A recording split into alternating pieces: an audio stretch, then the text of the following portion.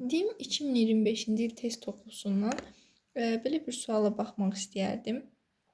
Deməli, 34-cü suala baxsaq, deyir, cədvəl verilib. X, Y, Z bitkiləri haqqında doğru olanları müəyyən edin. Baxıram ki, X bitkisinin kökü, gövdəsi, yarpağı var. Deməli, bu həm çılpaq toxumlu ola bilər, həm örtülü toxumlu ola bilər, həm də bilirik ki, deməli, qıcı, qatır quyruğu, planlarda da kök, gövdə, yarpaq var. Sadəcə kökün növlərindən əlavə və yan kök var. Onlarda əsas kök olmur. Y bitkisinin nə kökü, nə gövdəsi, nə yarpağı yoxdur. Deməli, bu ibtidai bitkidir. Yəni, söhbət yosunlardan gedir. Z bitkisində isə verib, deməli, gövdə və yarpağı var, kökü yoxdur. Gövdə və yarpağı olanda, deməli, mamırlara aid edilir. Yəni, buna əsasən fikirlərə baxaq. X çiçəkli bitki ola bilər. Baxıram ki, X kökü, gövdəsi, yarpağı var, yəni örtülü toxumlu, bəli, ola bilər.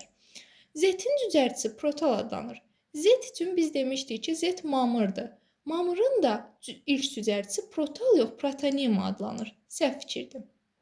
Üçüncüdə deyir, Y ibtidai bitkidir. Kökü, gövdəsi, yarpağı yoxdur, yəni yosundur, ibtidai bitkidir. Bu da düzgün fikirdir. X çılpaq toxumlu bitki ola bilər. Bəli, çılpaq toxumların kökü, gövdəsi, yarpağı var, ona görə ola bilər. 5-də deyir, Y cücərtisi protonema adlanır.